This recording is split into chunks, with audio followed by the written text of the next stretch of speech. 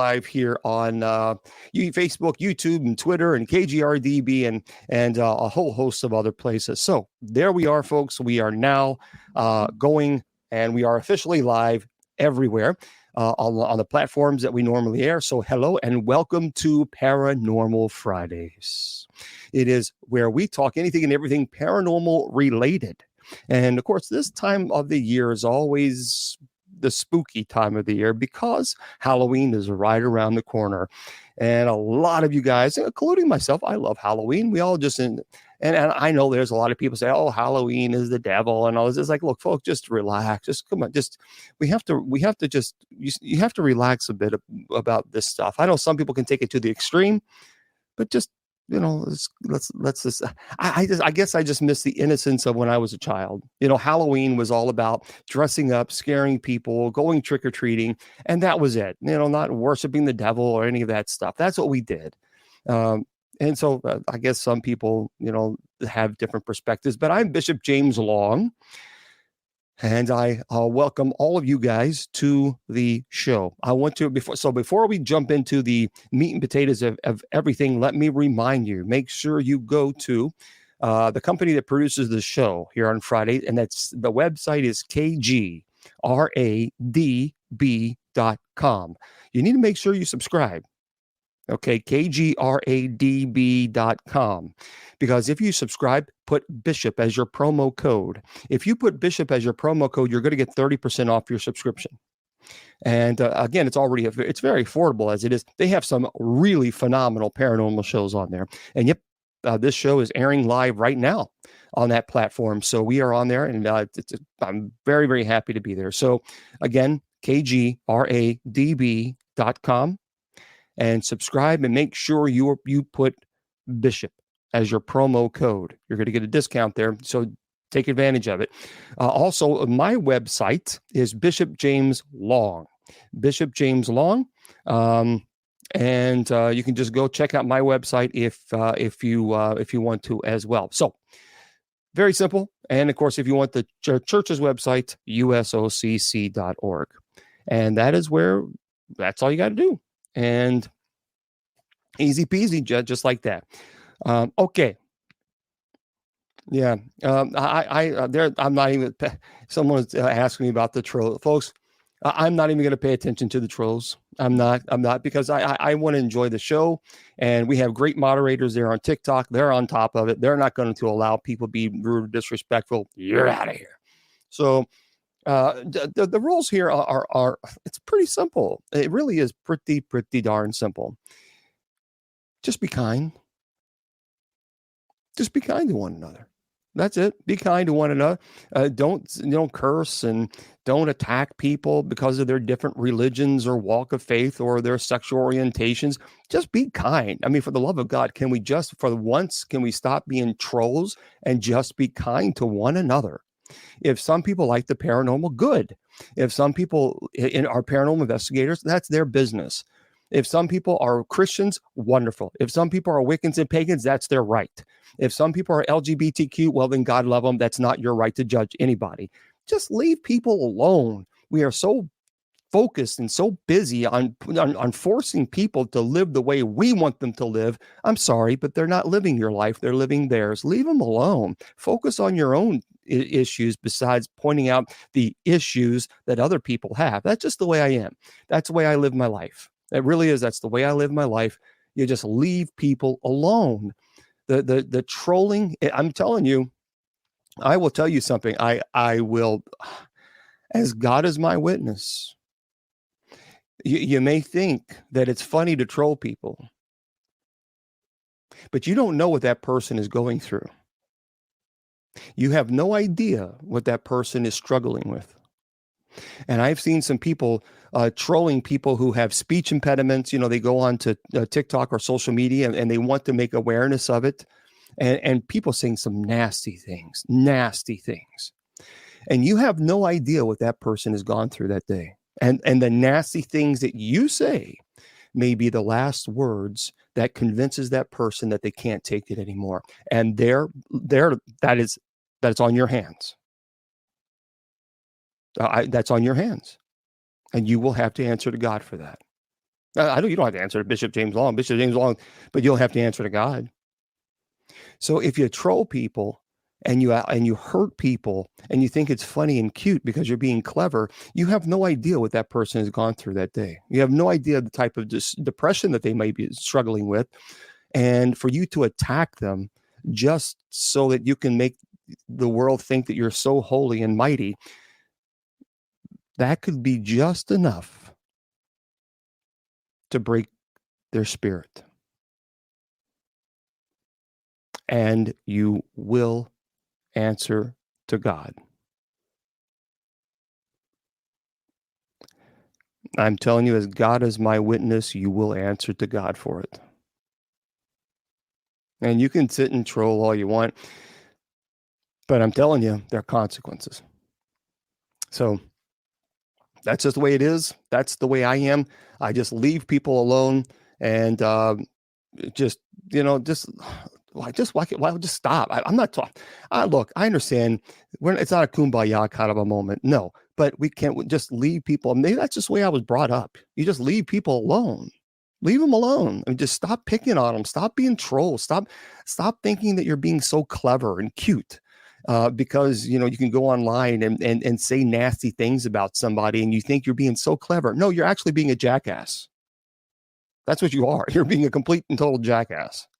And so you're attacking somebody else and trolling somebody else is not a reflection on them. It's actually a reflection on the troll. And I feel sorry for that troll because I think, man, you really don't have a life. I mean, just leave people alone, for goodness sakes. I mean, seriously, just leave them alone. So that's just the way I do. I am the type of person that I have friends from all walks of life. I have friends that are paranormal investigators. I have friends that are atheists. I have friends that are agnostic, that are Muslim, that are Jewish, that are Christian, that are Wiccans, that are pagans, that are all walks of life. And I love them all. And that's it. We respect one another. We respect each other's right to believe in what we wish to believe in. I don't have to agree with them and they don't have to agree with me. And that's okay. That's called being an adult. See that? That's called being an adult. But see, when you try to shove your faith down someone else's throat and tell them how evil they're being because they're LGBTQ or because they're Wiccan or pagan or because and for some reason you have all the answers. No, you don't. Actually, you're just proving that you're being a judgmental prick. Sorry. That's the way I see it. Okay. People, hello, welcome to the Bishop Long's Paranormal Show. I mean, that's the way it is. So just be kind to one another. Just be kind to one another. And then life, I promise you, life is a heck of a lot better. Okay. The river of fish in the desert without water. I have not seen that. Yeah, period. As the person says, I have not seen that. No. But I'll have to check that out. Well, hello to all you guys. So I appreciate you being here. And thank you for being here. And thank you for supporting one another. This is a little community that we're building together where we're just gathering together and coming and discussing the paranormal, demonology, your experiences, and I can talk about my experiences. And he left one day. I woke around 3 a.m. Okay. Let me just say this about the 3 knocks. Keep in mind, that's not always demonic. Okay. Yes, knocking does occasionally will come with demonic activity, but it's not just the 3 knocks. The 3 knocking is known as the mocking of the Trinity, Father, Son, Holy Spirit. But you have to understand also that there's more to it than just that. So if you have a demonic entity that is present, you're not going to just have 3 knocks. You're not going to just wake up at 3 a.m. There's a theory here out there, folks. The 3 a.m. is the witching hour, is what they call it, which is really stupid. Because people who participate in witchcraft will tell you that it's making like Wicca is this evil, demonic, evil thing where they're going out in the forest and running around. It's like, can we please graduate from Salem, Massachusetts in the Middle Ages now? Can we kind of get away from that kind of stuff? Just saying. I'm just saying. 3 a.m. was allegedly, well, the theory is because it's a mocking of when Jesus died. So that's when the theory out there that someone put out that that's where the demonic entities will have a lot of demonic activity because they say Jesus died at 3 p.m. No, he did not. Jesus died at high noon. It clearly says this in Scripture. And it was the noon hour where they had an earthquake and the skies turned black. Jesus died at noon. He did not die at 3 p.m. So this whole 3 a.m. nonstop is historically inaccurate.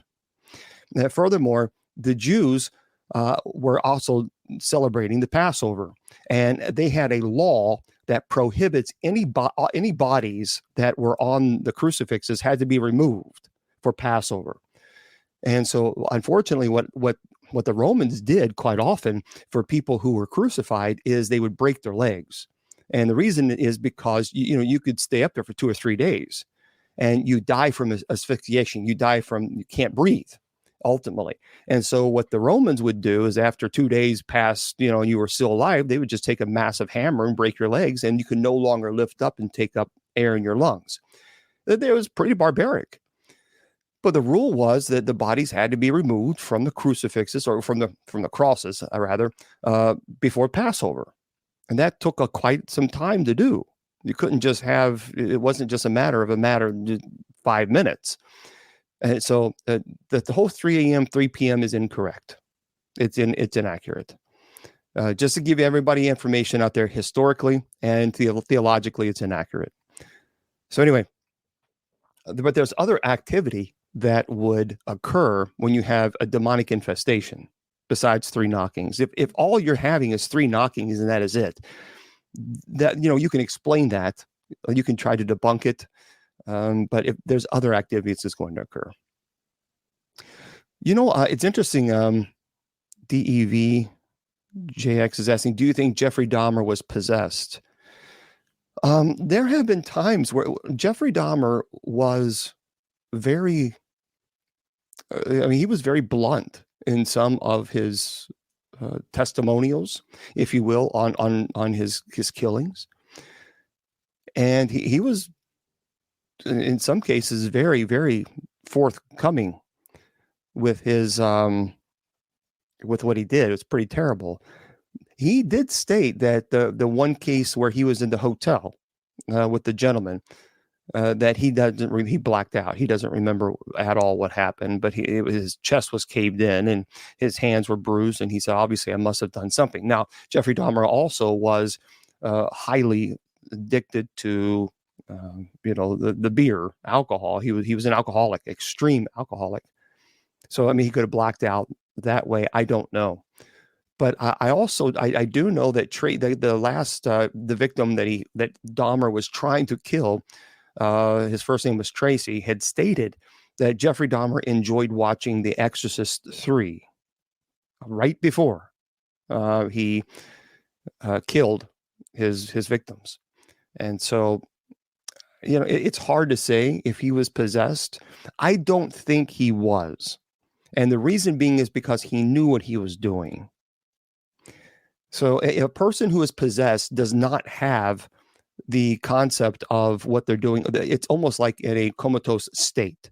They do not remember the stage of possession. They don't remember. They remember what led up to possession. But as far as remembering the actual stage, in the church's 2,000-year history, there's never been a case where someone actually remembered being possessed in 2,000 years history. So, that should tell you something.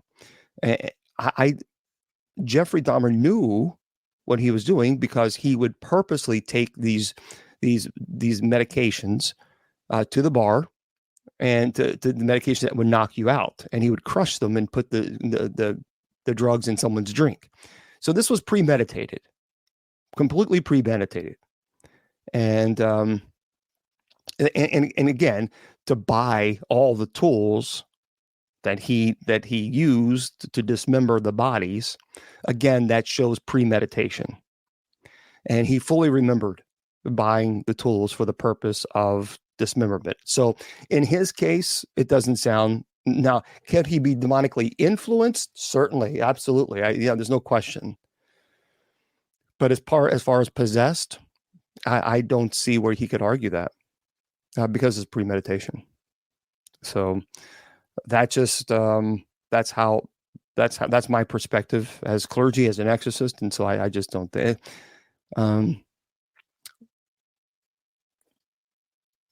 Mental illness is not the highest form of possession. Now, can a person who's mentally ill or be possessed? Certainly. But the idea that mental illness is a possession, no, it's not. It is a mental illness. And there was a pastor just the other, no, I'm not calling it. There was a person who claims to be a pastor not too long ago was claiming autism was demonic. It's stupid. I mean, there are these clowns running up on pulpits and saying these things that are just unbelievably ignorant.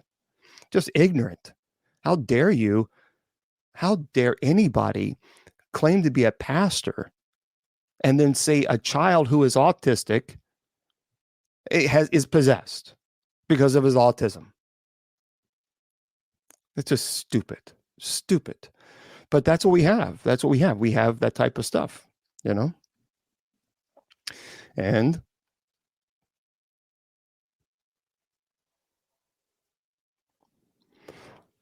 I don't know.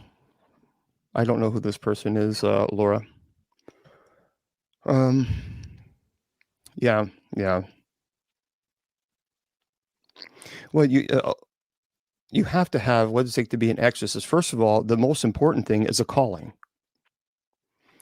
And that is the most important thing. You have to be called to this ministry. This is not a ministry that you choose to do. It's not a ministry that I chose to do. This is a ministry that I accepted because God has called me to do it.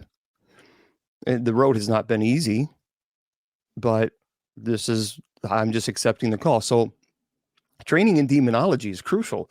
Training in theology is absolutely fundamental. There are people who are not, and they're going around claiming to be exorcists and using the solemn rite of exorcism. And that's a problem.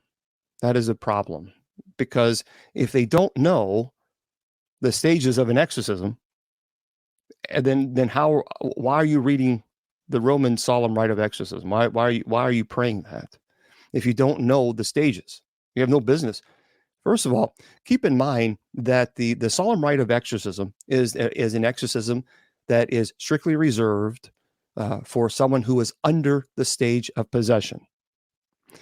That is when and the rules. This was the first form was written in 1614. So I didn't write it. So don't get mad at me when I say this. But the rules say that if in the book, if you are not a validly ordained priest who has been trained in the rite and whose bishop has been given him permission to perform this ritual, you have no business even reading it. So again, I didn't write it. So people get really mad when I say that. Well, talk to the people who wrote it in 1614. I didn't, but I'm just telling you what it says. And you have people who are using the solemn rite of exorcism who have no idea the stages of an exorcism. That's a problem. So, am I doing a Halloween special? Well, probably. Let's see. I don't even I don't even know what the Halloween is on. Isn't that terrible?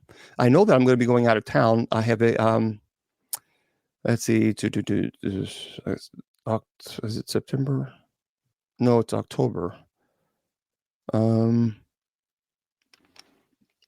Yeah, that's the October. It's on a Monday, and actually, I will be going out of town on the 28th because I will be going to having mass. I'll be celebrating a quinceañera celebration on the 29th. So that's by the way, Mr. Producer, I will not be here October the 28th. So because I'll be flying out of here for a quinceañera liturgy that I'm presiding at. Okay.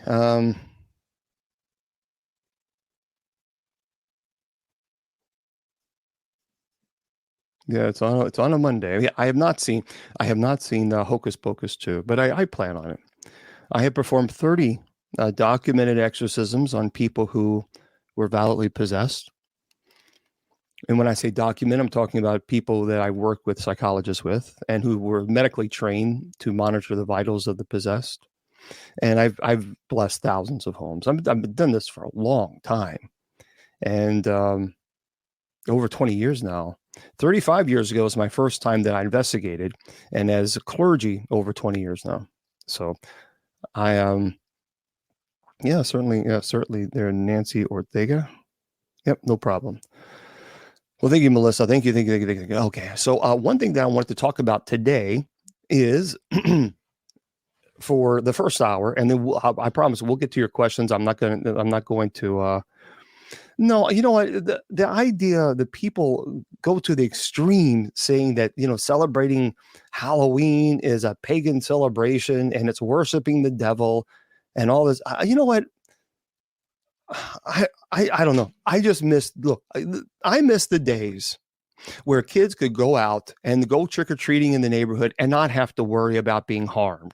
I miss the days where they could go to a home and not have to worry about some idiot doing something to the candy to hurt the child. I miss the days where the kids could just simply dress up for Halloween and just go out with their friends and family and just walk around and have a good time without worrying about being abducted. I miss the days where you can actually just enjoy the celebrations without having to be labeled this or labeled that.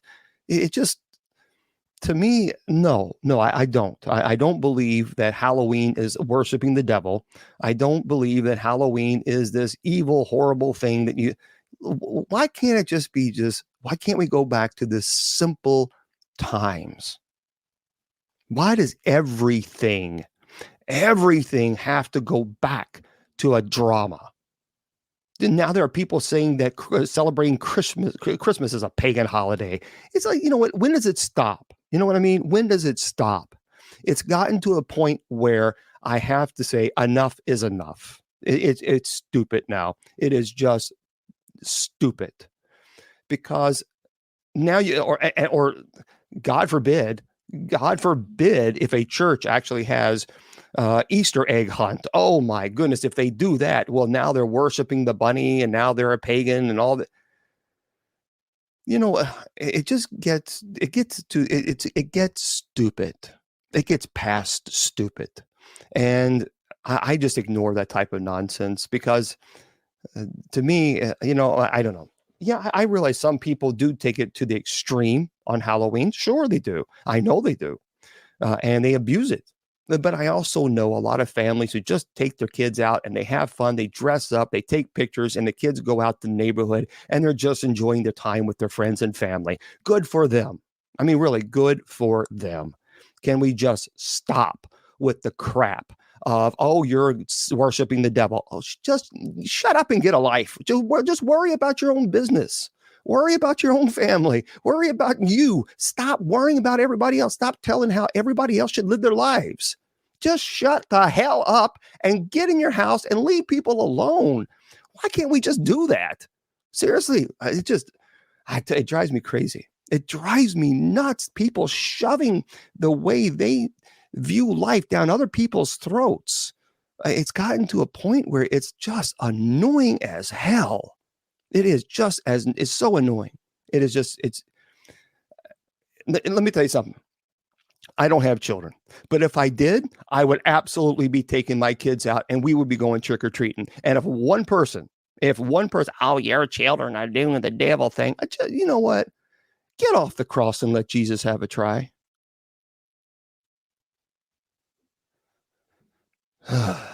It's stupid. I mean, it is. Yeah, everything is all about, demons. Everything is a demon. No, it's not. Not everybody's celebrating demons just because they take their kids out trick-or-treating. How in the hell does a kid walking out in a Ronald McDonald outfit worshiping Satan? How is a kid wearing a unicorn? Oh, it's a unicorn. They're Wiccan. Take off the tinfoil cap for just 5 minutes. Come back to reality and realize it's just a kid costume. The child is not going to believe in paganism because they're wearing a unicorn costume. Just saying.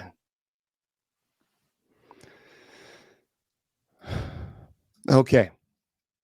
Yeah, isn't that the truth? The one saying that is they are the problem. Isn't that the truth? Ronald McDonald scares me. yeah. I don't know. I just disturbing. This very, very disturbing. Okay. So, okay, and I'm going to answer your questions as well. I promise I will. Are you or convert because both are valid ordinations? Am I convert? No, I've been Catholic all my life. Well, thank you, Saz. Church. Why church sees meditation to be occultism? It's not, and anybody who preaches it just needs to kind of take Xanax and relax and just chill.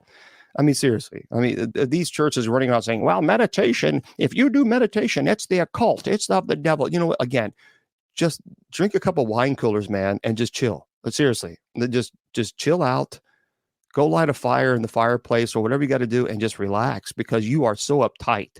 If you think meditation is of the occult because someone is calming, meditation has scientific proof that it helps the blood pressure, it helps your stress, it helps anxiety. There are so many things that meditation actually helps with.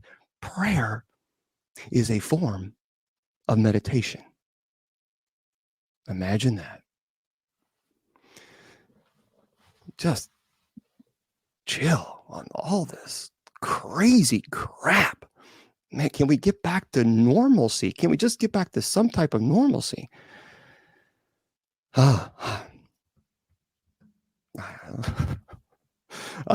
know I'm on a road, but I'm just tired of this nonsense. I'm tired of this stupid stuff. Are you talking about shape shifting? Is that someone's asked? Is that what you're talking about? You talking about shape shifting? Yeah, someone's asking about shifting, and I assume, yeah, it's I mean, it's basically, yeah. What prompted my interest in the paranormal? I've always had a love for the paranormal, always, because the paranormal is it's so unique.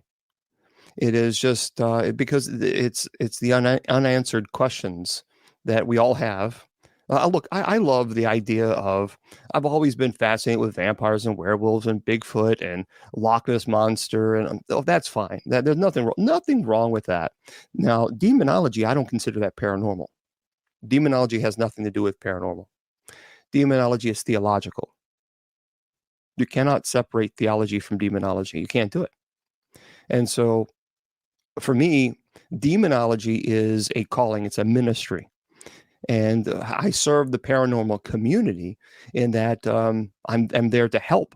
So if they have issues, they don't understand, they're working a case and they need clergy involvement, then I help them. And that's what I've been doing. I mean, some people claim shape shifters are real. I've never seen one. So for me, I can tell you that many people swear that they do exist. There are some people that claim that they've even seen it. I can't tell you. I can't validate that because I don't know. I've never seen it. I've seen possession, so I can validate. I can absolutely verify that. But as far as shape shifting, I can't. I don't know. That's one of those things you have to. There's people who are convinced, without question, that shape shifting does exist, and so. I mean, look, as far as most people going to heaven, I want everybody. I don't want anyone not to go to heaven. The idea that I would pray that no, we are all sinners. We all do wrong. And my hope is that every one of us gets in, every one of us. So, but it's well, the Black Eyed Kids is very, very interesting. There was a case once that I did work, and there were a couple kids. We were this case was demonic in nature. It was a pretty violent case, and they have the screened in porch, the front porches. So you go inside, they always lock it, and you knocked on the door, and anyway, we were in the case, and there was these two kids, and it was dark outside by that time, and they were knocking on the outside of that little patio door because we locked it for safety reasons. And one of the investigators walked out, and he didn't turn the light on. He saw two little kids, but the light was the street light was kind of flashing on them. Not flashing, but you could kind of sort of see their faces, but he couldn't see their eyes. And they kept saying, "Can we come in?" No, I'm sorry. And it was late. It's like, why aren't you at home? Do you need help? No. Well, do we call your parents? No. Well, I mean, do you need food? Do you need, no, but can we come in? No, you can't come. And they just walked away. So that's pretty interesting. That's a very, very interesting case there. Very interesting. Listen to this. So very quickly, and I'll get to, if you study demonology, can it be an open door just reading the names? I just want to study the angels. Well, Melissa, you got to understand that the moment that you begin to study demonology, if you are under the stage of oppression or have demonic infestation, I always tell people it's not a good idea. You kind of just, but you certainly should read the prayers. You should read more of the St. Michael.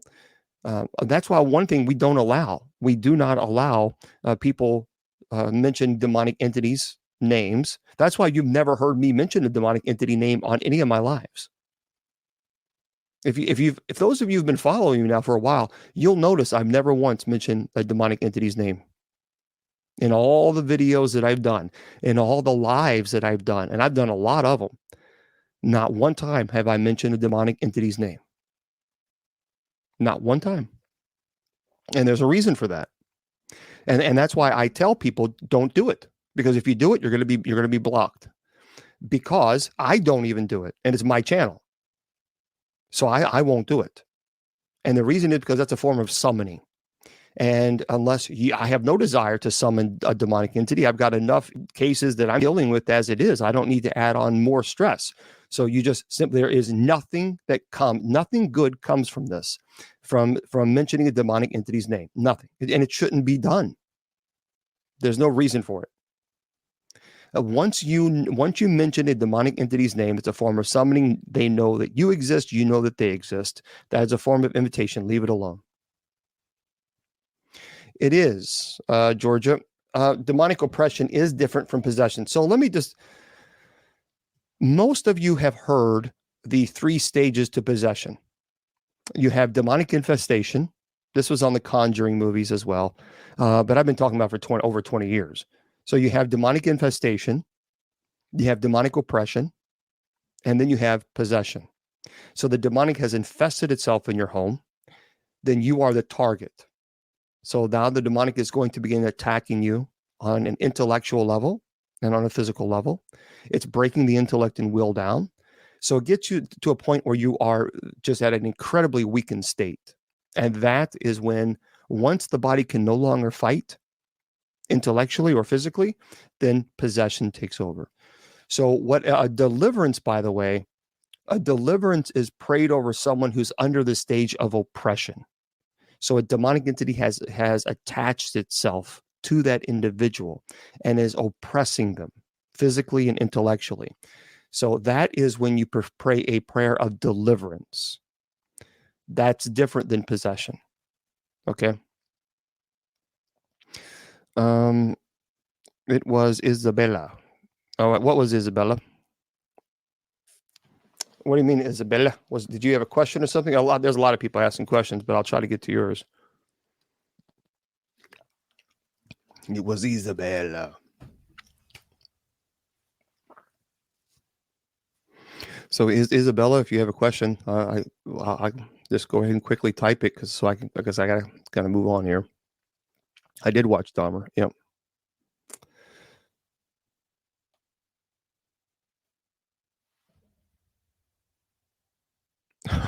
No, Torch.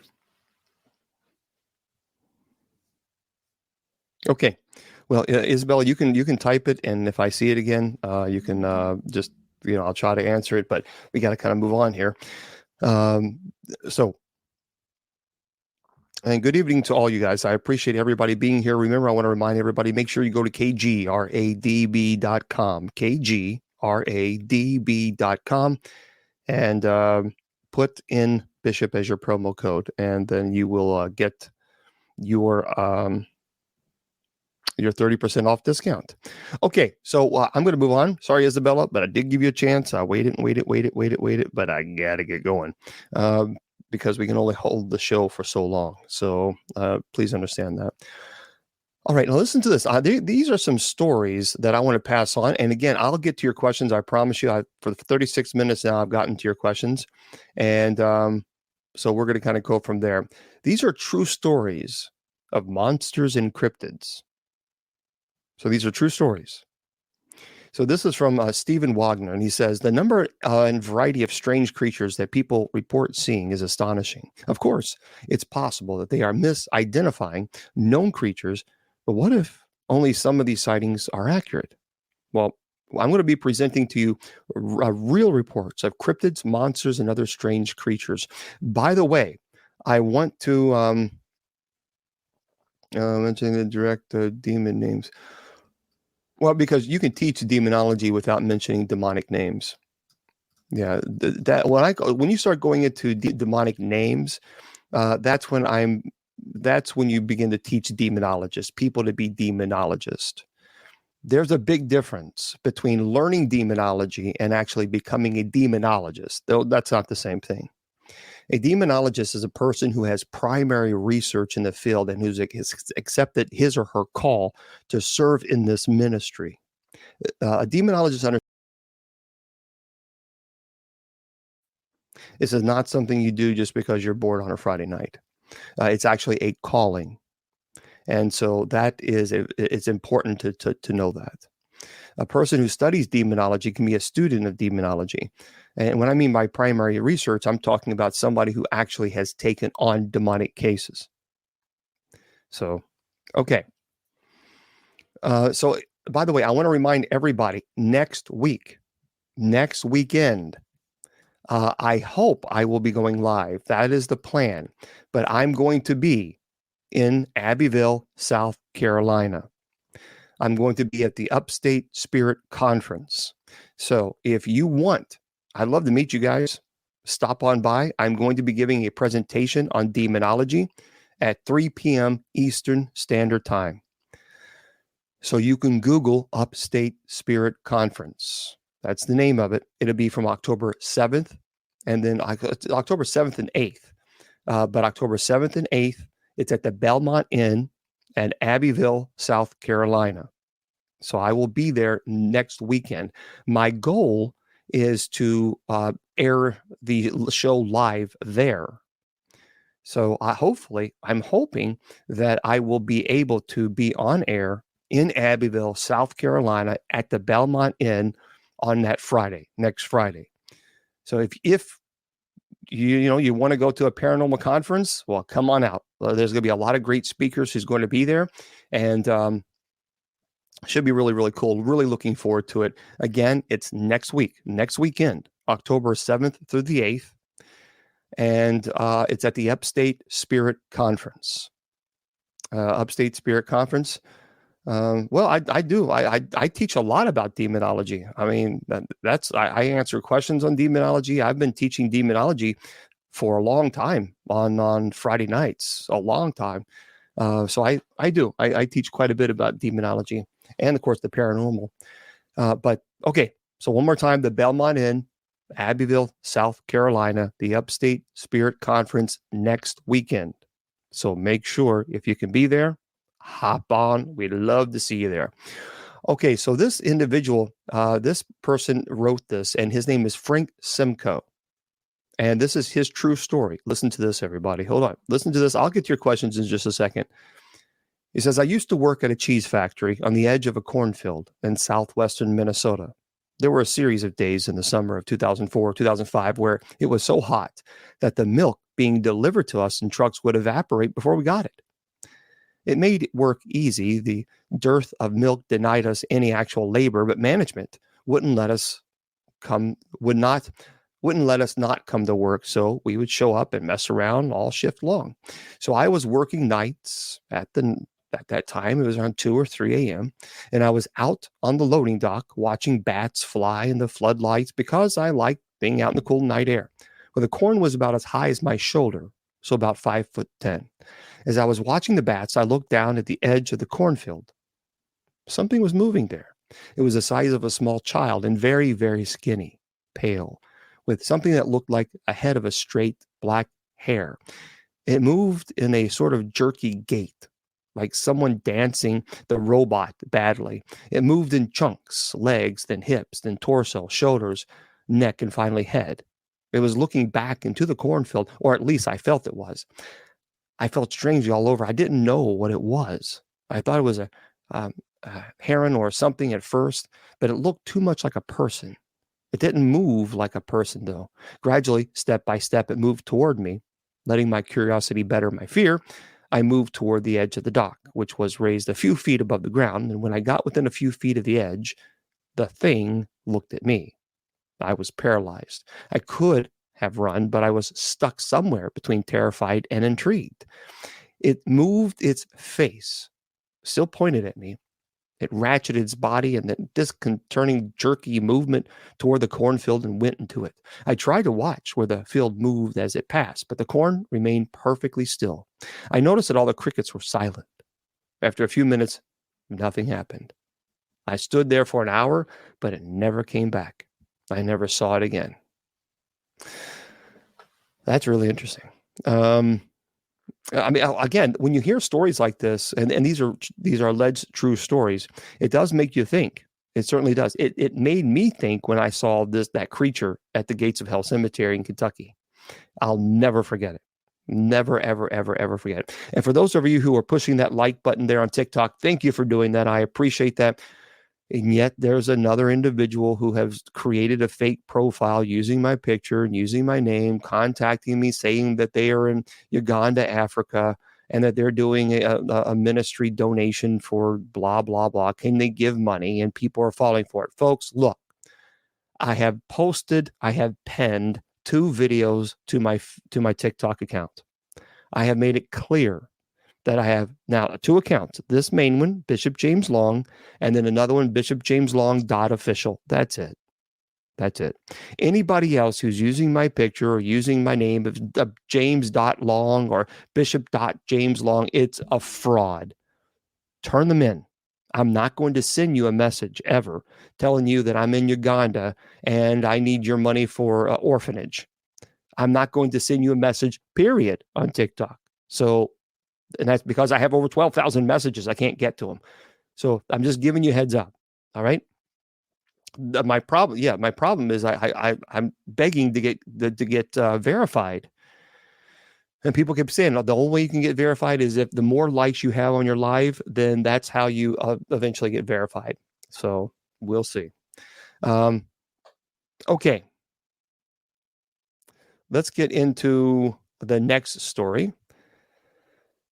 Well, I mean, serial demons. I mean, there are demonic entities that will always try to elude the church, try to elude an exorcism.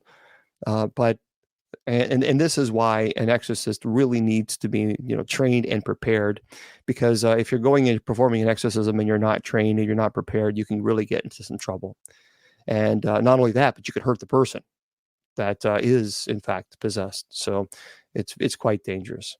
Okay, listen to this, everybody. Here's another story, an alleged true story, and I'm curious to see what you think about this one. Do you think it's true, or how are you not verified? I don't know how. I don't know why, Sammy. I don't know why. That it doesn't make sense, because I saw on one person, he has 20,000 followers and he's already verified. I don't know. So I've been told also that if you're verified on another platform, it makes it much easier for you to be verified on TikTok. Again, I don't know how it works, but that's why people are pushing the like button, and hopefully that will work. All right, here's a true story. Listen to this. Forest cryptid. The forest can be creepy anyway. Now, let me tell you, I love camping. I do. I love nature. That's where I find God in nature. Truly do. I love the mountains. Man, that would be having a cabin near the mountains. That would be it wouldn't get any better than that. Some people dream of a big mansion. Nope. Having a cabin by the mountains. I do love camping, but not in a tent. No, because I am not going to camp anywhere at any place knowing that some bear could easily. No, I know people saying that's rare. It might be rare, but my luck, some big old bear would come up and say, "Oh, it's supper time." Nope. I like camping, but I like camping in something that's a steel shape kind of a thing, not a tent. But the forest can be a little creepy. So this is this person here. This is the true story. This is from Joanna H. And this is what she says. My story took place on the 26th of September, 2009. My church was on a retreat in Indiana in a forest. The place we stayed at was a small building in the center of the forest, and we decided that evening to go out and play in the forest with the children. So we came up with a game to play. It was like police. The kids were the police, and we would pick an adult to be the hostage. So when we began the game, we had to find the adult hiding in the forest in the middle of the night. Okay, Joanna. Now look here. You are watching kids at a church camp, and you're out in the forest at night playing with kids who are running out in the forest, who are not familiar with this forest, who could easily fall and break a leg or an arm or something of this nature, or get lost. So see, when I read that, that's a red flag for me. Because put yourself in that situation.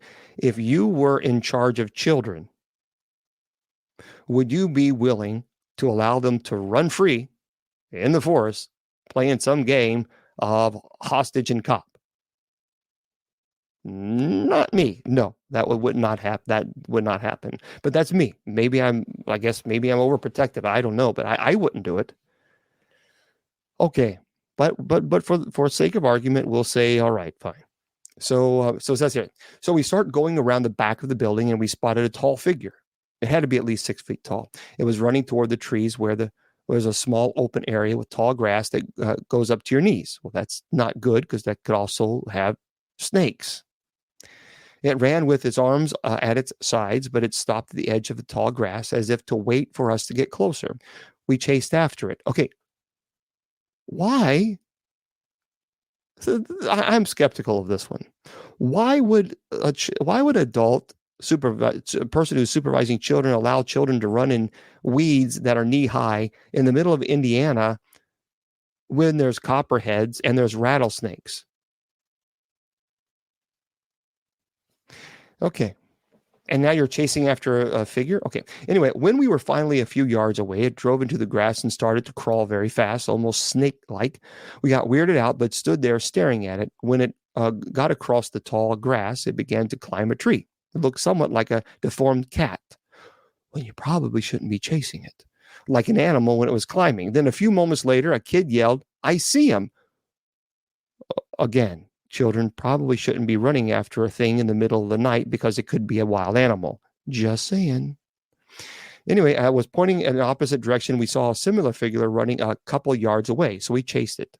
But then it vanished behind a tree. Turns out a few minutes later, we found the adult hiding in the parking lot in the front of the building the whole time. So who knows what we saw that night in the forest? At least 15 kids saw the thing with me. So I know I'm not crazy. Well, Joanna, I God love you, but you probably shouldn't be having kids running around the middle of the forest in the middle of the night. and especially chasing something that looks like a wild animal climbing up a tree, you probably then should have said, maybe we should stop chasing it or not chasing it at all. Okay. Prime hook, swamp creature. Prime. Okay. So that's what the name of this. This is from Helen J. They say I was driving on Broadkill Road in Broadkill Beach, Delaware, around dusk in July 2007. The road borders a swamp area. That's interesting. I didn't know there were swamps in Delaware. Standing on the side of the road by the swamp, my daughter and I saw a creature like we've never seen before. It stood about 2.5 to 3 feet tall with long legs, a tan body, a flat, almost puggish face, and a long tail. It had small ears and looked to be about 30 pounds. My other daughter and her friend also saw the same animal the year before, around making in the same area, except it was night and it ran in front of the car. I asked the lady who owned the Broadkill Beach store about it, and she said she had seen it once when she was dirt biking with her dad in the area years before. And both her and her dad had no idea what it was, even though she was raised around Broadkill. She said we were lucky to have spotted it, as very few people have seen it. So we went to the Prime Hook Reserve, and this is what the swampy area is called. So for those of you who want to know what it's called, Prime Hook Reserve. That's the name of this area, the museum, and they had no idea what it could be. I'm wondering if anyone else had seen it and what the heck it is. I don't know. Are any of you interested here as far as the Prime? Have you seen this? I'm just curious. Is anybody here from Delaware? It's called the Prime Hook Reserve, and it has basically this 2.5, 3 feet tall, long-legged creature. You live in Delaware County, a lot of wild animals. Okay. Well, is there a swamp? They may have a marsh. Okay, gotcha. Okay. Yeah, I guess swamp marsh, yeah. So that makes sense. Yeah, because when you see it, it's like a swamp in Delaware? How's that work? Okay. Well, this person says they saw the Florida sea monster. And yes, certainly our hearts and thoughts and prayers go out to every single person who was affected by that terrible hurricane, who's now being affected now. It's a terrible, terrible thing. But this story takes place in the summer of 1995. This person says, making me 9 years old, practically every other year, my family would take a trip to Florida. We would usually go to Disney World, but my mother was getting sick of that. And so that year, we actually didn't go to Disney World to my sisters and my dismay. And one of these days, we were on a beach. I don't remember what the beach was called, but the people sitting next to us mentioned it was being the bottom tip of Florida Keys. And after a while of nothing happening, everyone was either in the ocean or sunbathing silently. And a woman sitting to the left of us pointed past us to our right, asking, "What is that?" We all turned around and looked to, surprisingly, a vacant corner of the beach. And there was no people down there, but there was something really strange. See, we all got up to get a better look, and very quickly forming a crowd around it. If I had to describe the creature, we saw it in one word, and that word would have been cartoonish. See, I will never forget what it looked like. It was green, looked like a ball of slime about the size of a basketball. It had tentacles resting on the ground around it with two longer tail-like tentacles sticking out of its back. The thing that was the most bizarre and made it look cartoonish was its eyes. They were on the stalks that stood about a foot off its body. The eyes looked creepily human and just looked at us in an almost disinterested way. The other thing about it is its mouth, which never seemed to close, and where you expected teeth, were tooth-shaped fleshy protrusions. I don't even know what this person is describing. For those of you who are on the beach, or those of you who like the beach, have you ever seen a creature like this? I mean, no one, not even the creature, seemed scared, and after a while, it lazily slithered back into the ocean. There were roughly 10 witnesses to this thing. We all spent most of our time about what it must have been. One idea that it was a parasite organism for a much larger creature. one also possibly never identified. That's weird. Yeah, of course, I've been to the ocean many times before, but I've never seen anything like that at all. And I don't think I personally don't think I'd ever want to. I like walking on the beach, but I don't enjoy swimming in the ocean. I just don't. Because again, I have a rule that if I can't see it, I'm not going to swim with it. Not going to happen. It's kind of creepy. Kind of really creepy. Yeah, you've never seen anything like it either? Yeah, I think probably most of us who've been to the beach probably never have. The Mothman. Okay. I don't know what it was that I saw that night. I've talked about it many times. It was at the Gates of Hell Cemetery, which, by the way, we're the ones that named it the Gates of Hell Cemetery in Kentucky. I guess that this was the Mothman that we saw. I don't know, but we saw it. And I'll tell you guys, for those of you who've never heard this story, I'll tell it quickly. There's an old abandoned cemetery. And oh well, thank you, Natty Snickles. I love every TikTok you post. Well, thank you, Natty. I appreciate that, and thank you all of you. I appreciate all of you being here. Thank you. But I was at the Gates of Hell Cemetery. The Gates of Hell Cemetery is an old abandoned cemetery in Kentucky, and a lot of bad activity. I would love to do a show there, guys, but I don't have internet. It's out in the country, and my internet doesn't work there.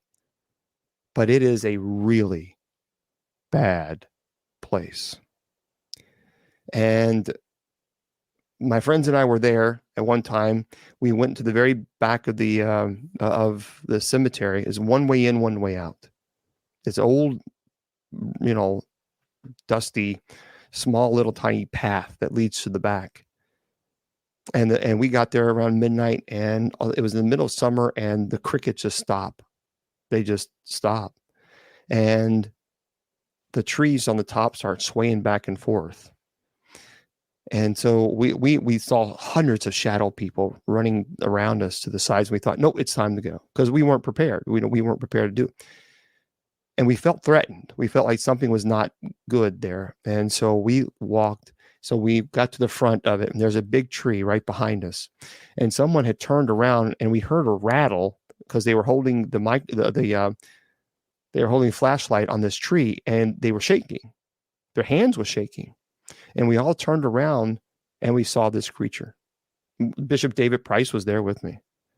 So there's two other people that were there, actually a total of 4 people, including myself. And what that was, I don't know. I don't know what we saw. But what we did see is it looked 10 feet tall. It had a long torso. We could see the claws. I mean, it was very clear. We could see the claws on its feet. It had the head of a bat. The eyes were a red, but it was a fluorescent red, and it was just looking right down at us. The wings were outspread. I don't know what that sucker was. I think that drives me crazy, because I don't know what it was. And some people swear that was Mothman. It didn't make any noise, but we knew that if we had stepped 1 foot closer, we were going to get hurt. There's a lot of debate on shadow people. There's a lot of debate. I've had cases where shadow people were present and it was not demonic at all. And then I've had cases where I did see shadow people and it was very violent. So there's a lot of debate on shadow people, a lot of debate. You can go to usocc.org and you can find out all about us. But listen to this story about Mothman. And this person writes this, and I'm curious, this is from Scarlet. And they say, "You will never believe what I saw one cold, dry November night. My family and I moved into a house upon a hill, a little back road in the very small town of Fort Gay, West Virginia. Fort Gay sits right on the east side of Kentucky. The population of my town there was probably just a couple of thousand. By the way, it's not too far from where I saw this thing. My family and I were unpacking. We had not yet put the furniture in its rightful places, and everything was still in its boxes. Overwhelmed with working all day, I retired around 11 p.m. I put my little brother on the couch, and I took his bed, since my bed wasn't put together yet. And his room faces the front of the house. His window is around 20 to 25 feet or so off the ground. I was looking out the window when I saw it. It stood about 7 feet tall. I had no idea what it was, but I was frozen. I had never been that scared in all my life. All I could do was lay there and just stare at this thing. It was sitting in a tree, about 50 feet or so off the ground, about 50 feet from the house across the yard. It felt like an eternity. I couldn't breathe, couldn't even blink. It had big, red, bright, glowing eyes looking dead in my face. That's exactly what I saw.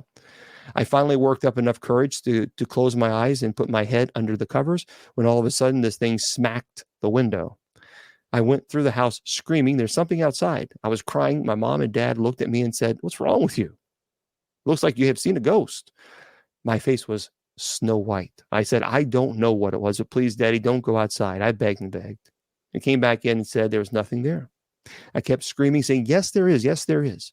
When I explained to them what I saw and how I felt, they said I was crazy. But to this day, I will not go outside by myself. And even in the day, someone still has to watch me to my car. I have heard of some pretty crazy things going on up on that road, but I never expected to experience anything myself. My husband and I went to theaters and watched Mothman Prophecies. I was reliving that night all over again. The way they described feeling and what they saw was remarkable. My husband looked over at me and said, "Isn't that what you described to me when we first started dating?" I couldn't say a word. After that moment, I knew what I saw. I believe in all my heart of hearts, I saw the Mothman. Just a little weird. I only live 80 miles south of Point Pleasant, West Virginia, where all that took place 37 years ago. It was exactly 32 years to the month when I saw it. Like I said, I've seen I saw that creature, and so did Bishop David Price. We all four saw it. What she's describing is what I saw. So, was it the Mothman? Again, I don't know, but I do know that if we had gotten closer, if we had gotten just an inch closer, we were going to be attacked. So, I don't know. There's a lot of people that's debating on, I've talked to a lot of people about it. So, who knows? Who knows what a bit? But what I saw, again, that this creature didn't make any noise. It just stared right at us. I mean, literally, that's what, when we turned around and we saw it, it was a full moon anyway that night. So it was very clear. And remember, this cemetery is not in the city. This cemetery is in the country. There are no lights in the cemetery at all.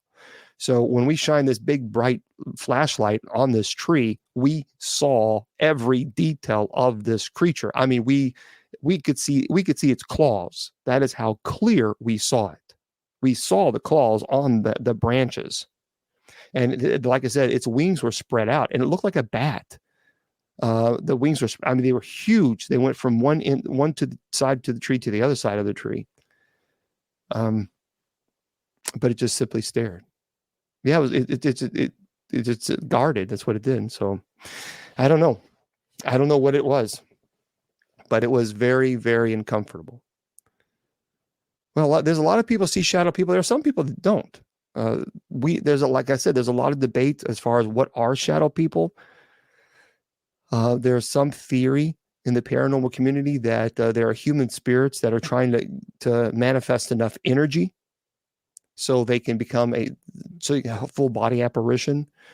There's a lot of debates whether it's all demonic. I have not found it to be all demonic. No, I've not been to Skinwalker Ranch, although that would be a pretty cool, very, very neat place to go.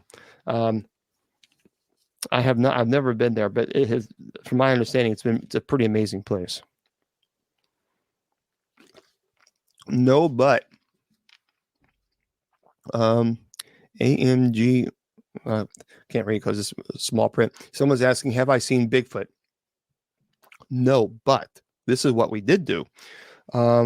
I was up in Colorado several years ago, and we were just kind of Bigfoot investigating, and these people have go there every week. They go there every single week, and there was some type of, I don't know what you'd call it, a thing that I discovered. I went around the other side, and I saw this this thing that was created, and I'm trying to find it so I can show it to you. But to me, it was very heavy branches, thick branches that had been literally ripped apart, ripped out of the ground to make this shelter-looking thing. And so let me just see if I can find it, because I wasn't planning on talking about it, but that's okay. So if I can find it, I'll show it to you. But this is when I was in Colorado, and we all saw it. All the investigators saw it, and there were no saw marks at all on the branches, none. Because I was looking, it's like, well, I mean, it was it just a hunter or something of this nature? But no. But you look at the branches, there's no saw. It literally, the roots. This tree limbs were ripped out from its roots, and they were placed to make a shelter looking kind of a thing. And I'm trying to find this. And as soon as I can, I'll play it and you guys can see it. So hold on one second. Yeah, again, I wasn't prepared for that, but that's, well, you didn't know I was going to talk about that anyway. I didn't know I was going to talk about, but I saw it. And there's the, oh my goodness gracious, I got a lot of pictures. I got to get rid of some of these pictures.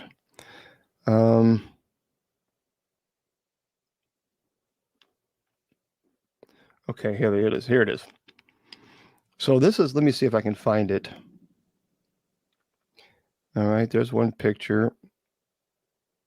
I'm trying to find the video. And then it actually shows the roots. There's no chopping. So I mean, you can say, there it is.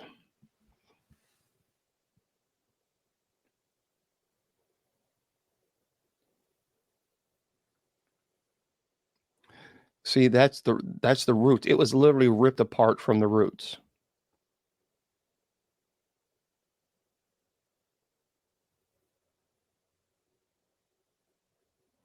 And so I'll show you guys.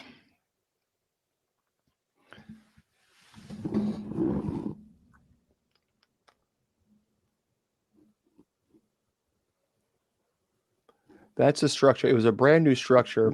It was never, ever, it was literally, the branches were all just ripped out. Here, see? That's crazy. Look at that. That was actually, when I saw that, take a look at this.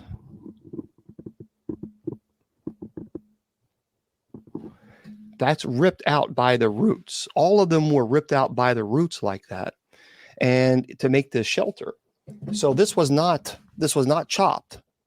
It was ripped out, and there's no way. That's never been seen before, by the way. That's the first time I've ever shown that.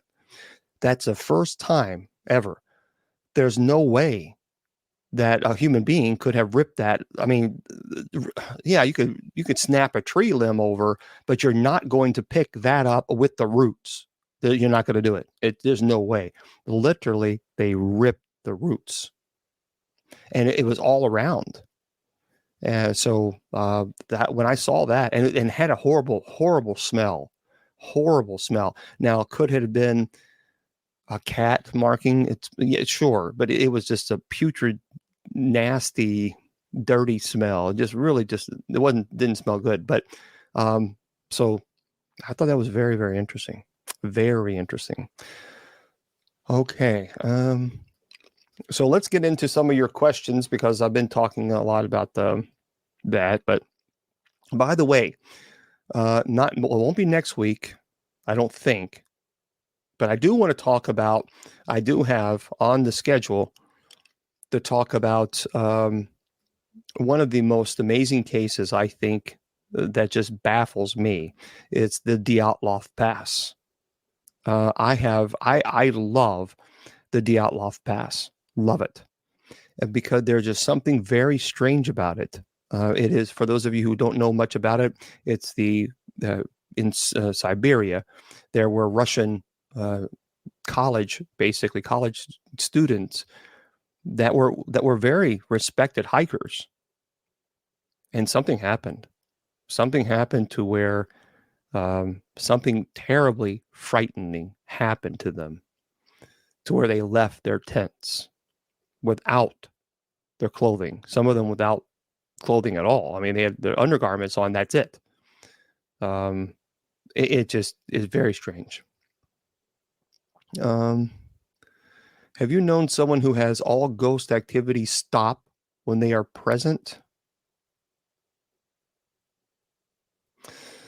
No, not stop. I've had quite a few cases where the activity will increase when the individual is present, and then when the individual goes away, the activity stops. So that's there is a book called The Devil's Bible. Yep. I'm very familiar with The Devil's Bible. It's quite interesting. Is it that I might have to do a show on that one as well. That's interesting, especially for it to be completed overnight like that. That's very strange indeed. Very, very strange. So I knew Lorraine. I did not know Ed, but I was friends with Lorraine.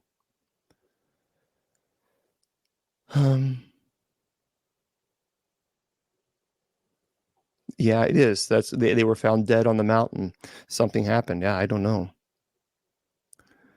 Yeah, I have no idea. It's kind of crazy. It's one of those things that you don't know. You can,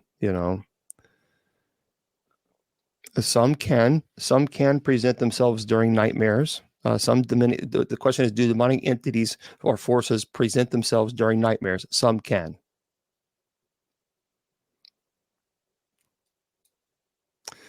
Yeah, the Devil's Bible is that's a freaky story. That is a creepy story. But yeah, I'll do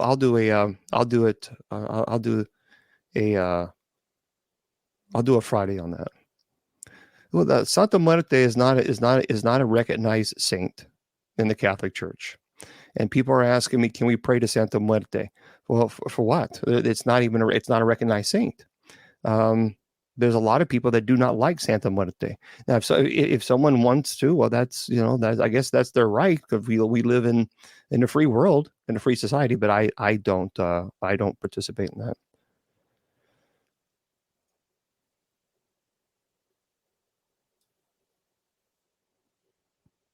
Can you tell us about an experience that I've had with the devil? Well, I think the 30 exorcisms that I have performed, they're all different. They're all unique in their own way. They just, I don't understand people chasing demons. I don't understand people wanting the fascination. I don't understand the fascination of wanting to see one, because people tell me all the time, well, if I just saw one, then, but that's not the way it works. It's like, well, if I just saw one, then I'd be okay. No, that's the problem. That's the point. If you actually was in the presence of one, you wouldn't be okay.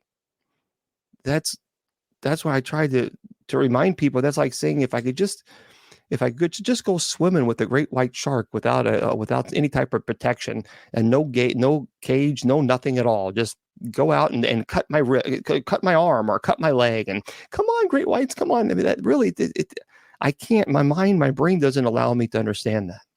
And I guess that is because as an exorcist, because of the things that I've seen. I don't know why anybody would want to. I would never do this ministry. If I was not called to do this ministry, I would never do it. There's no way. No way. I would never do it if I wasn't called. That's why I do it. Yeah, I like Father Stu. Father Stu's a cool guy. I do like Father Stu. But I mean, it just, you know. Yeah, someone sending me this. I still can't talk yet about the filming I did in California. We're still waiting. It's like, okay, come on. So, but as soon as we are given the green light to let you guys know, I promise you again. I keep saying this. I know I keep saying it, but I can't do anything about it. I'm not. I don't have a control of it. So when they tell us, okay, you can talk about it, I'll tell you all about it. All about it. I don't know when that's going to come down. I don't know when that's going to happen as far as the permission, but when it does, I will tell you all about it. What's that, Christy? Do you think it's on the bishop's? Well, the creepiest exorcism. I mean, the first exorcism was one that you can study demonology all your life. You can study theology all your life. You can study, the cases, and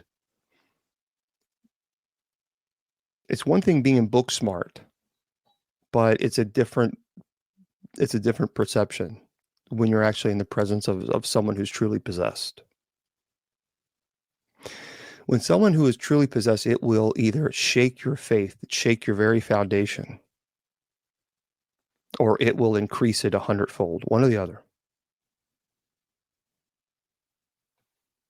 And it's just one of those things that, the first one was interesting because I'd read all about it. I'd read all about the cases and Annalise Michel and Roland Doe and all the other cases the church has throughout the years, and what happened, the levitation, the markings of the body, the speaking of languages, the screaming, the eyes going black, markings appearing on the body. You read it, it's, and you're reading it in the safety of the seminary room. But then when you're actually in its presence, that will it gives you a different perspective. So, oh gosh, yes. BME always, I think 25. Has anyone tried to fool you into saying they were possessed? So, I drove a couple times. One time it was I forgot how old she was, maybe 13, 14-year-old girl. And I think she was in Wisconsin. And she lived with her mom, her grandmother, who was in heart failure. And she was putting her grandmother through pure hell. So I drove all the way over there because her grandmother was convinced she was possessed because she was acting like she was possessed. And here I am, I drove 11 hours to get to this location. And I've never charged. I don't charge for nothing. And I don't get paid. I don't get paid as being clergy. I get paid. There's no paycheck. I receive no paycheck from the church. This ministry and me being a bishop is 100% free. There's no payment. So I drive 11 hours to get to this place. And as soon as I walk in, this 14-year-old started, like a fish out of water and flailing all around and blah, blah, blah. I was so furious because I knew at that very moment that this was all fraud.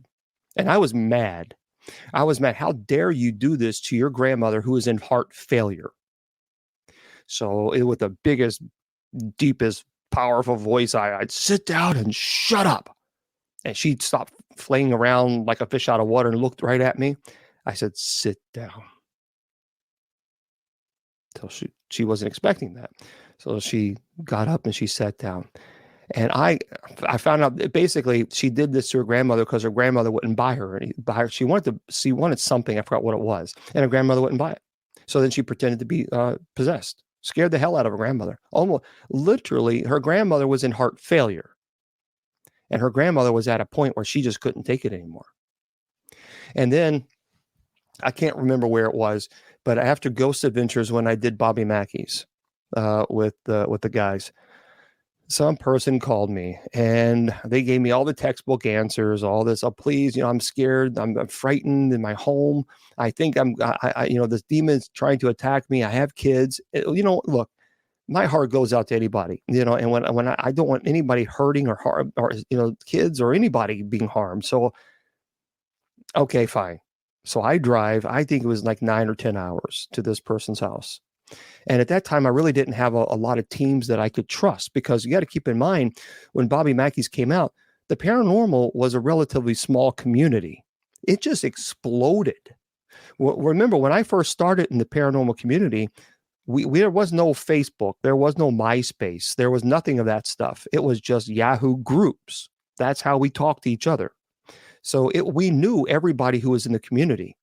There were very few people calling themselves demonologists. I was the only exorcist, along with my friend who's passed away, Andy Calder. Andy was Episcopalian, and he was not called to serve as an exorcist. He would, as far as fighting evil, yes, but when it comes to possession, he was very uncomfortable with that. So, because that wasn't his calling.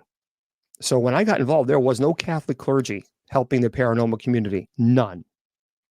So after I did the Ghost Adventure show, then this person called, and oh my gosh, and it was telling me everything. So I didn't really have a whole lot of teams that I could count on, especially in that area. So I got in the car and I drove. Of course, I had to rent a car and get a hotel and all this other stuff. So I drove all the way to this woman's house. And so I go in and nothing. Absolutely quiet. Nothing happens. I began provoking through prayer, because that prayer is provocation. So I, trying to force the entity to manifest. Nothing. Well, eventually I say, I don't understand. You're telling me that a TV flew across the room, that that a crucifix was slammed to the ground, that you hear bangings, there was smell of sulfur, you hear all these things, and not one thing is happening. And eventually, she said, well, it might have just been my imagination, because I watched Ghost Adventures and I wanted to meet you and talk to you about Bobby Mackey's.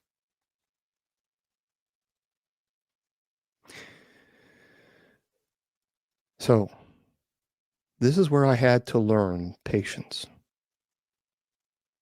And so I just quietly stood there for a moment. So you wanted me to drive 9 hours to your home, rent a car, get a hotel room, because you wanted to talk to me about my experience at Bobby Mackey's with Ghost Adventures.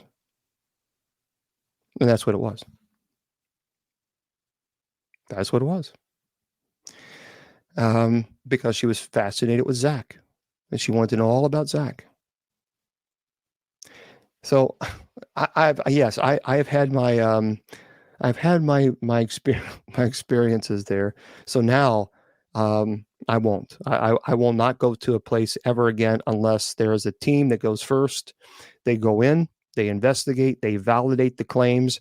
If the claim is validated by a reputable team who's been in the paranormal for quite some time, who doesn't think everything is a demon, that is so stupid. I'm so tired of seeing teams think that every single place is demonic. No, it is not. That is so dumb. Constantly, and how...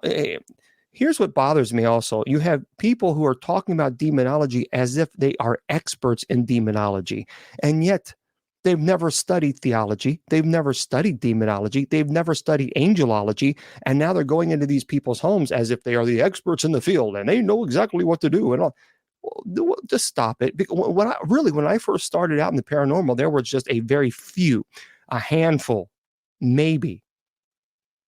I could count them on this hand, maybe, of people claiming to be demonologists. Now, I mean, it's like almost every single team has someone claiming to be demonologist. Yeah, it's crazy. No, when someone is possessed, they do not know. They do not have a memory of possession. No, they do not. They know what led up to possession, but they don't know. And that's called mirroring, Matthew, and it's very dangerous, and you shouldn't do it.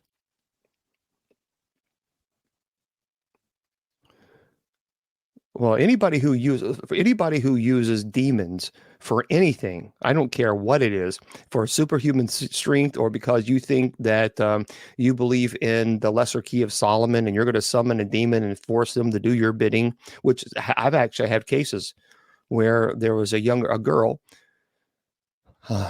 She summoned demons because of the lesser key of Solomon, because she watched some stupid documentary about it, and she thought that she could summon her own demon, and the demon would do her bidding, and the demon didn't do her bidding. All hell broke loose in her home, but it certainly is that happens more often than not, which is a shame. Yes, stay away. There's in the 1890s, spiritualism was very, very, very big in the United States, and one of the things that they did was a term called mirroring, and they would place mirrors side by side or facing one another, and they would light candles, and is there someone here, and can you communicate? And again, that is, I guess, the modern form of our paranormal equipment that we use, so to speak. But that's opening a portal. Look, I tell paranormal investigators, you got to be careful.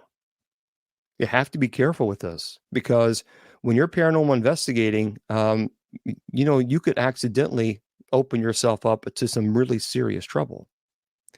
And that is it's a very dangerous thing to do. So you got to be careful with that.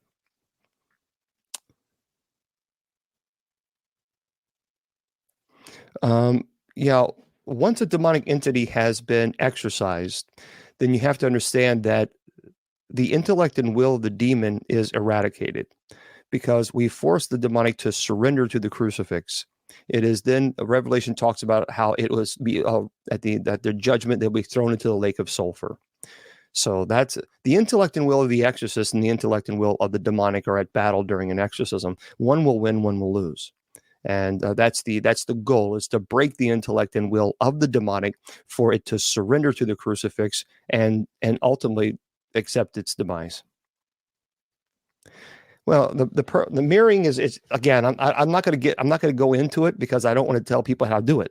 So see, it's a very fine line with what I do, because you have to be careful. That's why I'm not ever going to tell people how to perform an exorcism.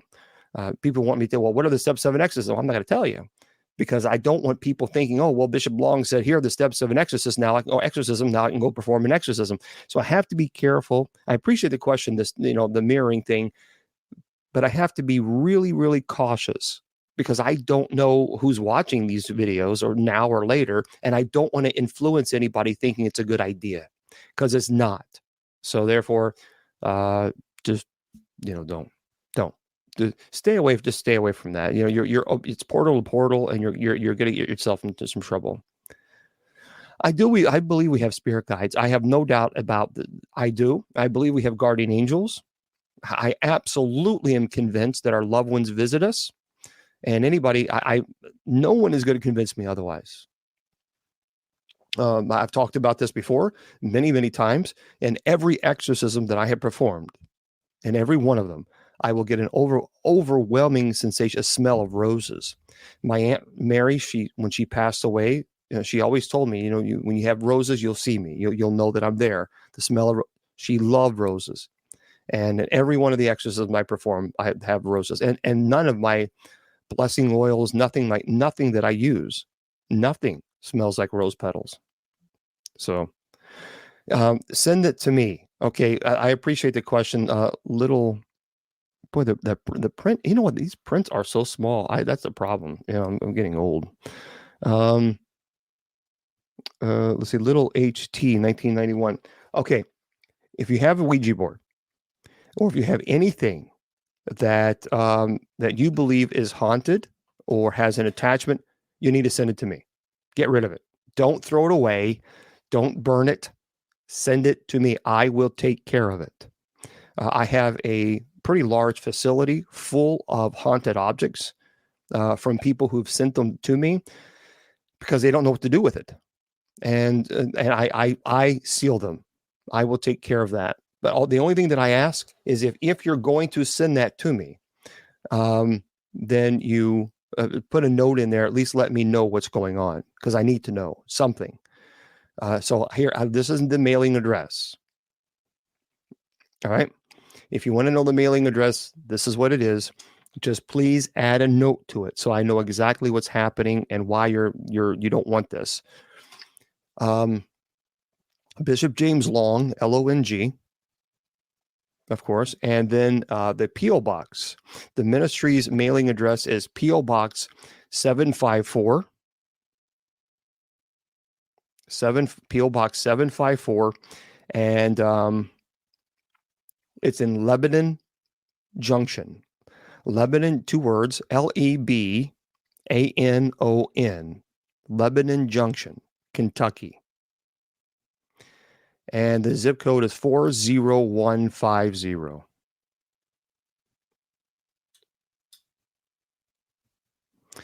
I don't have the Gacy art with me. I don't. Yeah, the Gacy. I don't have the Gacy art. The Gacy art is actually at the storage facility. But I will have several items with me next weekend at the Paranormal Conference. I am going to bring a couple of items that are pretty crazy. And so I will have that. As a matter of fact, you guys know this. 40150. As a matter of fact, those of you who are on TikTok, I've talked about this, I think last week. I had I don't know if it's Teddy Ruxpin or if it's a little teddy bear. And I was talking about how the family bought this for the kid. And, it wasn't violent or anything, but in the middle of the night, it was waking up the parents because it was going off. Well, the dad woke up and he went to the child's room and he grabbed this thing because it was talking. And he had remembered that he never put batteries in this sucker. So he opened it up, he opened the back, and there were no batteries. And he said, nope, absolutely not. We're not dealing with this. So he sent it to me. And I was actually live on TikTok. I don't think I was live with you guys. I think I was just live on TikTok. And I was doing a show and I was talking about that bear, how it went off. And I showed there's no batteries. I showed everybody there's no batteries in that sucker, and it went off. It started talking. So yeah, I don't know why it's lagging. It's a TikTok issue. I don't know why. Yeah, I people are saying that the TikTok is lagging. I guess it's a TikTok problem. I don't know. Facebook, YouTube, and Twitter. Are you guys having issues with the streaming? Because people are saying on TikTok that it's lagging. So it could be a TikTok thing. Do you believe people can cure people? You'll have to explain that one to me. Yeah, Facebook is no. Yeah, Facebook, YouTube, and Twitter, they're not having any issues at all. So it could be a TikTok issue. But it's not lagging here, so it's got to be a TikTok issue. Okay, yeah. A lot of people are saying they went to Facebook because no, I have 400 megabytes of internet speed, so my internet speed is really lightning fast, and I do that specifically because I don't want it to have problems. So it's if it's lagging, it's a TikTok issue. Yeah, it's a TikTok thing, but you can go over Facebook if you want, and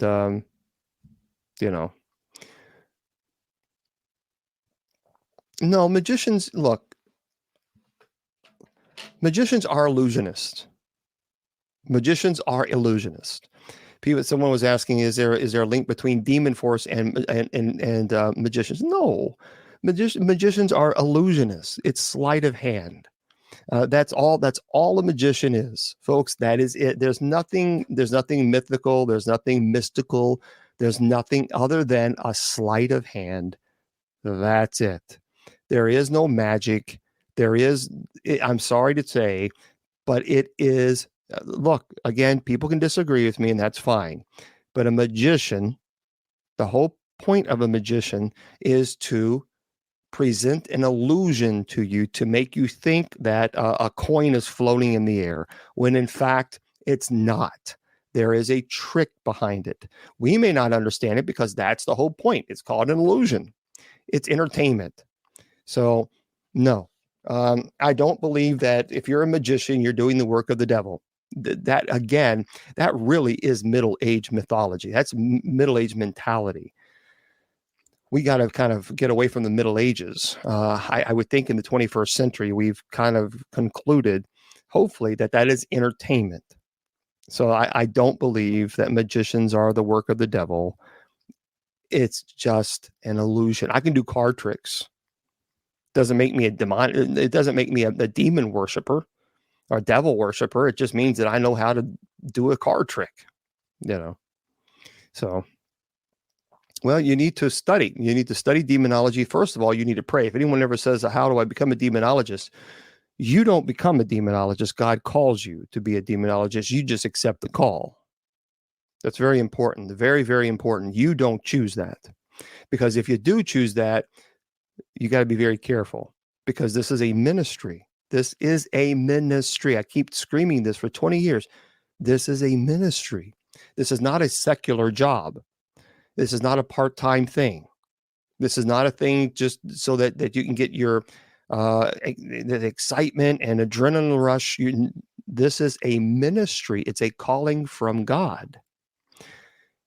And if you're not doing it for that reason, then stay away from it. Stay far away. And that's just really. Well, yeah, for those of you who are tapping that screen again, thank you for doing that. I think we're going to hit 100,000 likes here on tonight. That's pretty remarkable. It truly is. So thank you very much for the TikTokers who are pushing that tapping away. And there we go. We hit 100,000 likes right here on live TikTok. Thank you very much, TikTok. It's very, very kind of you. I do appreciate that. So yeah, that's pretty cool. It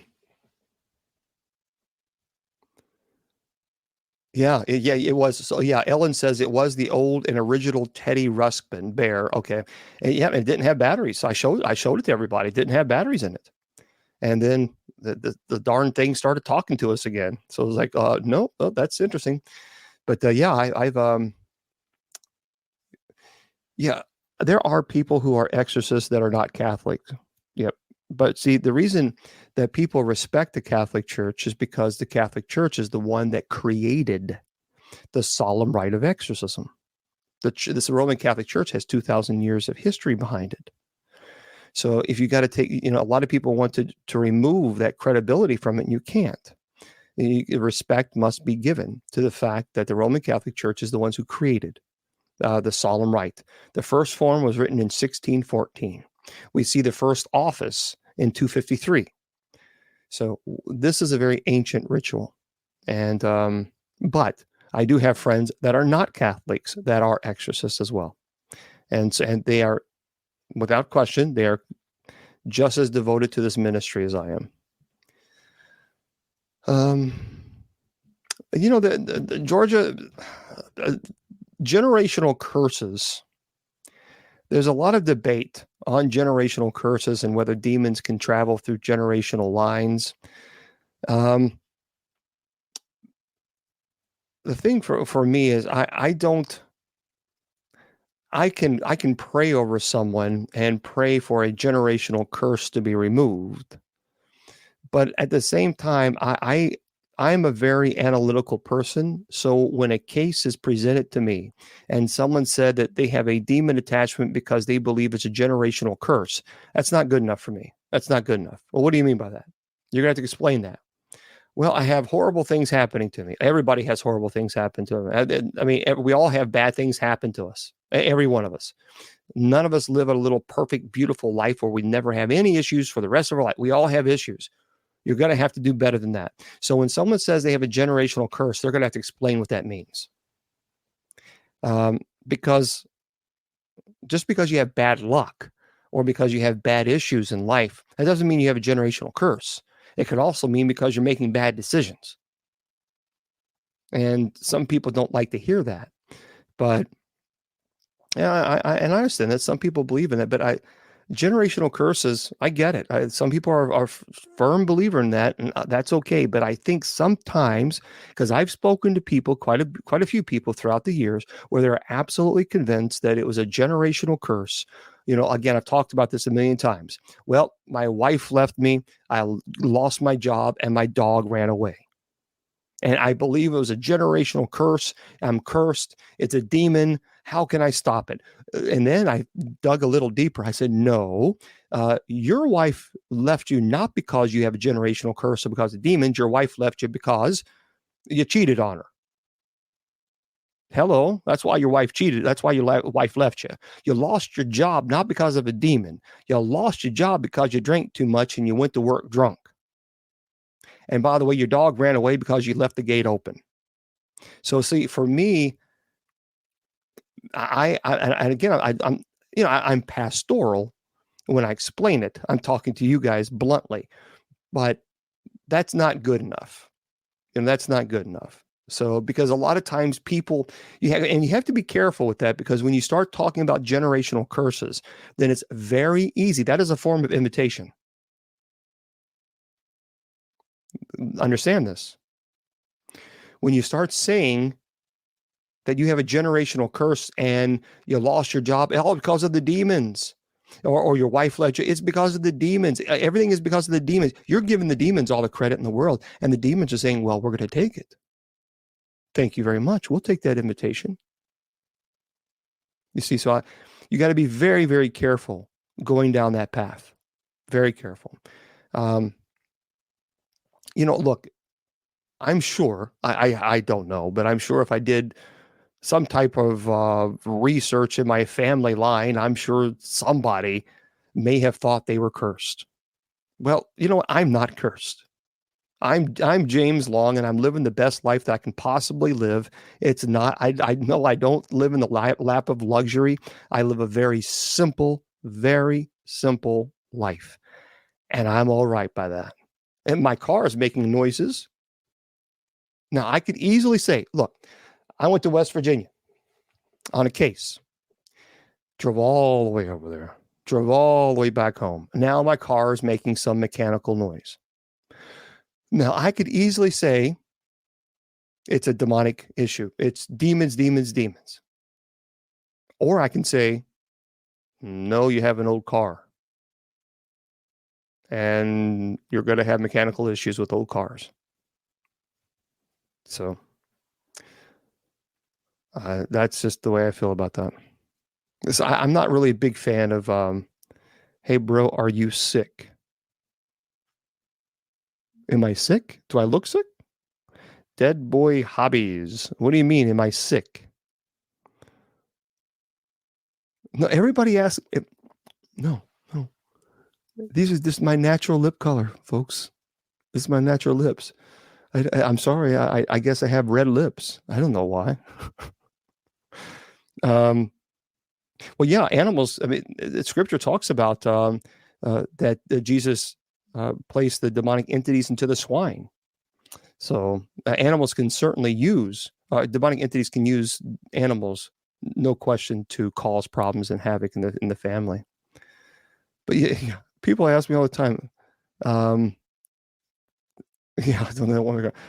No, I don't wear lipstick. These are my natural lips. Come meet me and you'll see these are my natural lips. Sorry. I know why lips get red. Why do lips get red? I can't believe we're talking about my lips. Are you? All right, tell me why are my lips red? Is it because I drink 12 of these waters a day?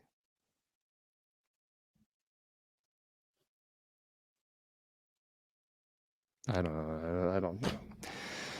Okay.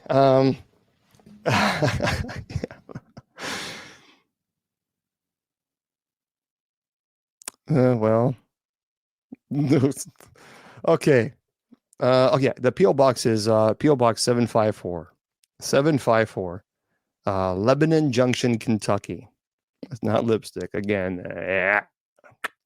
No, it's not. It's not a filter. It's I got red lips there on Facebook. It's just you're hydrated. There you go. My lips are red because I'm hydrated. Someone who's obviously knows something about the medical world. So you too can have red lips if if you drink 12 bottles of water. You can have red lips too. So there we are. I am a celibate. Yeah, I have lost a lot of weight. I have. It has not been easy. I work very hard at my weight loss. Very, very hard. I'm walking. Here's what, this is I was talking to my sister Jennifer about this. I was telling her when I was four. Yeah, the water is clear. It's lemonade. It's lemonade. It's sugar-free lemonade. But here's what I find this interesting. No, I've already answered that question a million times. People do not know that they are possessed. When I was 420 pounds, yes, I was 420 pounds. Truly was. I was in trouble.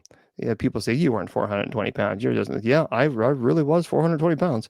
No one was asking me, was I sick? I looked sick. I mean, I looked like I was dying. I mean, this is a video.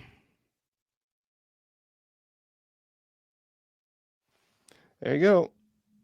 That's what 420 pounds looks like. So what was interesting is people were asking me, they're at a 40150. 40150.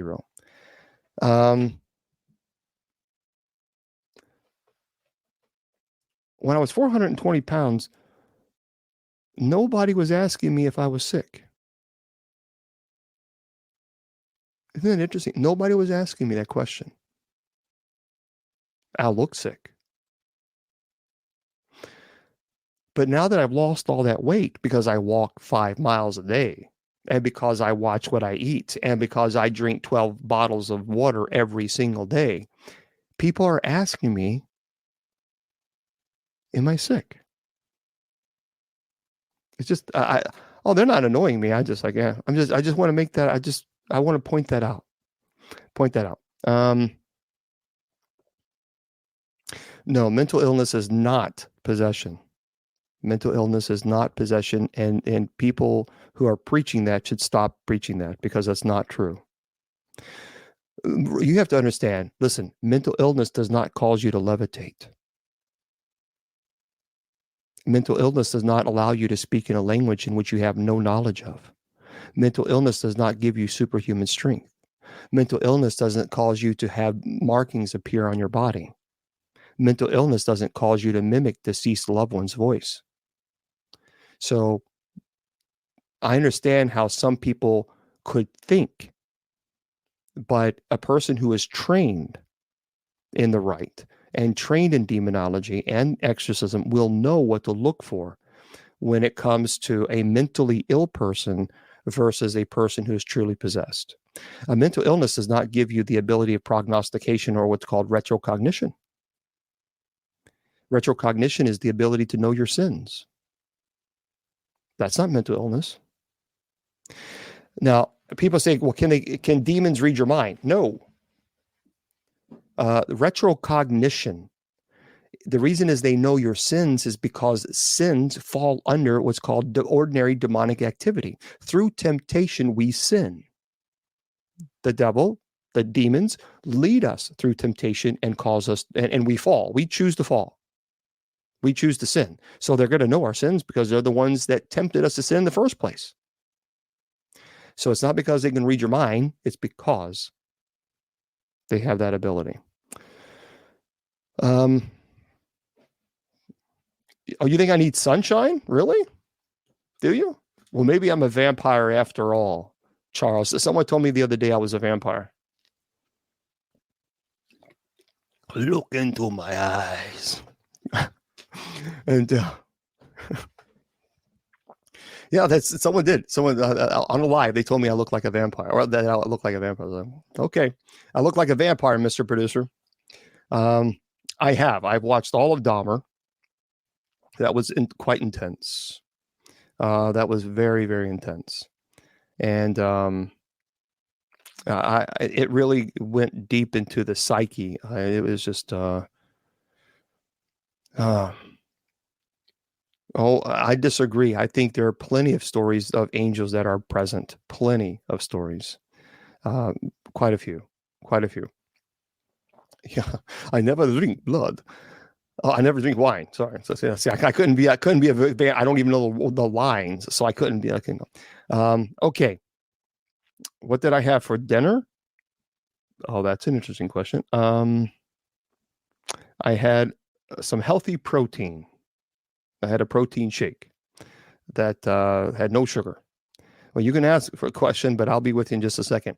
I want to remind everybody, do yourself a favor. Do yourself a favor. Look, folks, if you want to come, I really want to meet you guys. This is your opportunity. Again, don't forget, it's the Upstate Spirit Conference. Upstate Spirit Conference. I'm going to be giving a presentation on demonology. I'll also be bringing a couple of items with me that are pretty serious stuff. Don't worry. They'll be protected. I'm not taking them out of their boxing. That'll stay right there. But so I will have those next week with me. So it'll be a very, very, and not only that, but we have two individuals that are going to become full Benedictines. They're going to take their Benedictine vows on that Sunday. So we'll have Mass too on that Sunday. And so if you want to participate in Mass, well, I'll be there, and I'll be presiding at Mass, and we'll have two. Deacon Tommy and Mark will be receiving their Benedictine habits. So that's Upstate Spirit Conference at the Belmont Inn in Abbeville, South Carolina. One last thing. I am teaching demonology online, and it's in Udemy. So this is what you need to do. Go to bishopjameslong.com, bishopjameslong.com, and click on the Udemy link. All right. If you click that link, it takes you right there, and you can sign up and you can take the course. They're going to be very, very in-depth courses, and it's got actually not just demonology. So there's going to be a lot of courses that I'm going to be teaching about on that site. So, but anyway, it's bishopjameslong.com, and click on the Udemy link. You need to sign up. Make sure you sign up. And there we go with that. Now, for those of you who are on Spreaker, I'm going to say good night to you, and hopefully you have a beautiful evening. And remember, now we have night prayer coming up tonight at 10 p.m. Eastern Standard Time. I'd love to have you there. So you can go to bishopjameslong.com, bishopjameslong.com. Just scroll down to the very bottom, and you'll see where it says night prayer, or the direct link is Spreaker.com/show/night prayer, one word, or just bishopjameslong.com. Scroll down to the bottom where it says night prayer, and it'll take you right there. Hold on with TikTok. I'll be with you guys in just a second. Don't go anywhere. Remember, I tell all of you that your value does not decrease based on someone's inability or refusal to see your worth. Remember, you're priceless, and never let anybody convince you otherwise. God bless. The Sacred Division has been brought to you by Bishop Long's online paranormal course. Learn demonology, angelology, paranormal studies, and genealogy. It's 100% online, and you learn at your own pace. Please go to www.bishopjameslong.com and click on the paranormal course link.